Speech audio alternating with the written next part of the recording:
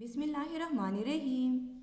بچے، سبق ایمانیات میں ہمارا آج کا ٹاپک ہے رسولوں پر ایمان۔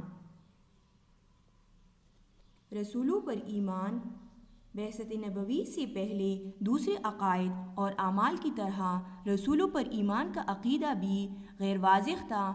کہیں پر انبیاء کرام علیہ السلام کو معبود کا درجہ دیا جاتا تھا اور کہیں ان کو ایک عام انسان کے درجے سے بھی نیچے گرا دیا جاتا تھا۔ اسلام نے اس کی وضاحت کی اور بتایا کہ تمام انبیاء کرام اگرچہ عام انسانوں سے بلند ہے لیکن اس کے باوجود وہ سب کے سب انسان ہی ہے۔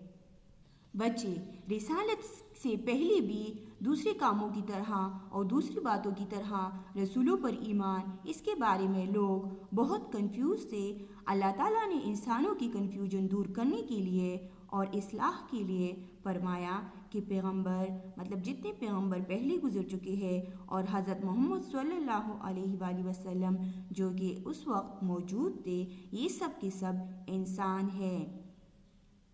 اگرچہ ان کا رتبہ اور مرتبہ باقی انسانوں سے بلند ہے، کیونکہ پیغمبر بچے آپ لوگوں کو معلوم ہے کہ یہ تمام عمر بچپن، جوانی اور بڑھاپا، اس میں گناہوں، غلط کاموں، فحش کاموں اور عبث کاموں سے دور رہتے ہیں۔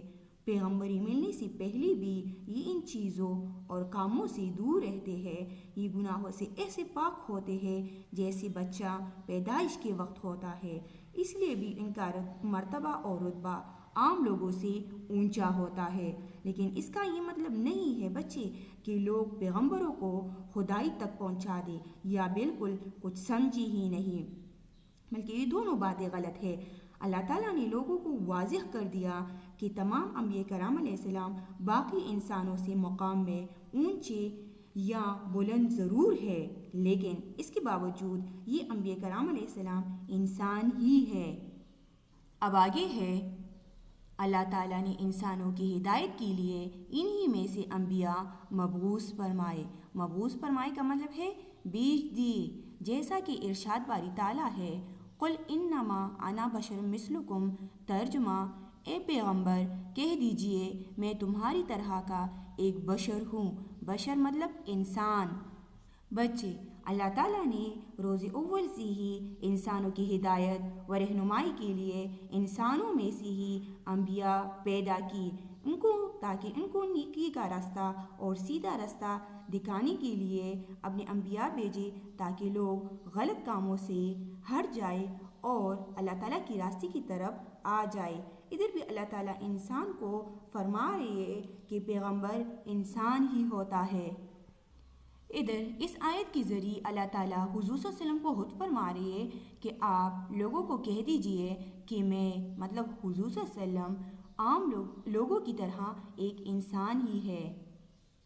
اب آگے ہے، مشرکین مکہ نے بھی جب یہی کہا کہ اللہ تعالیٰ نے ہمارے لیے ہمارے جیسے انسان کی بجائے کسی فرشتے کو کیوں نہیں بھیجا، تو قرآن مجید میں اس کا جواب یوں دیا گیا ہے، قُلْ لَوْ كَانَ فِي الْأَرْضِ مَلَائِكَةٌ يَمْشُونَ مُطْمَئِنِّينَ نَزَّلْنَا عَلَيْهِم مِّنَ السَّمَاءِ مَلَكًا رَّسُولًا۔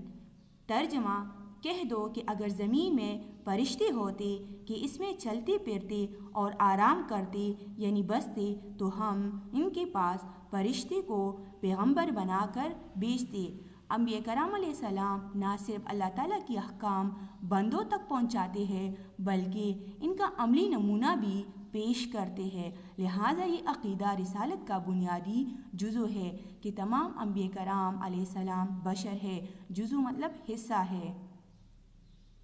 بچے، جیسا کہ آپ لوگوں کو معلوم ہے کہ مشرکین مکہ مکہ کے مشرک لوگ، شرک کرنے والے لوگ، کافر لوگ آپ صلی اللہ علیہ وسلم کو ہر وقت اور ہر موقع پر تنگ کرنے کی کوشش کرتے تھے، تاکہ کسی طرح آپ صلی اللہ علیہ وسلم تنگ آئے اور دین اسلام کی تبلیغ اور اشاعت اس کا پھیلانا چھوڑ دے۔ تو اس کوشش میں وہ لوگ طرح کی حرکتیں کرتے اور طرح کی باتیں بھی بناتے تھے کہ اگر واقعی میں جو باتیں تم کر رہی ہو وہ سچی ہے اور دین اسلام سچا ہے تو پھر اللہ تعالیٰ نے تم کو کیوں نبی بنا کر بھیجا ہے، ہمارے پاس کسی فرشتے کو کیوں نہیں بھیجا؟ یہ ان سب لوگوں کی تنگ کرنے اور اس سے مزہ لینے کے بہانے تھے، ورنہ پھر بھی کرنا ان لوگوں نے اپنی منمانی ہی تھی۔ اس لیے اللہ تعالیٰ نے یہاں پر خود جواب دیا ہے کہ ان لوگوں سے کہہ دیجئے اے پیغمبر کہ اگر اس دنیا میں فرشتے رہتے تو میں پیغمبر بھی ان میں فرشتے کو بنا کر بھیجتا، لیکن اب یہ تو ظاہری سی بات ہے نا کہ اس دنیا میں انسان بستے ہیں، اس لیے پیغمبر بھی انسان ہی بھیجے ہے، کیونکہ انسان اپنے جیسے بندے سے مانوس بھی جلدی ہوتا ہے اور اس کے عادات حرکات سکنات کو دے کر اس کو کاپی بھی جلدی کر لیتا ہے، مطلب اس سے جو وہ پہلا والا بندہ جو حرکتیں کرتا ہے جو باتیں کرتا ہے سامنے والے بندے پر اس کی جلدی سی اثر اس کا پڑ جاتا ہے، لیکن یہ کم عقل اتنی سی بات کو بھی نہیں سمجھتے۔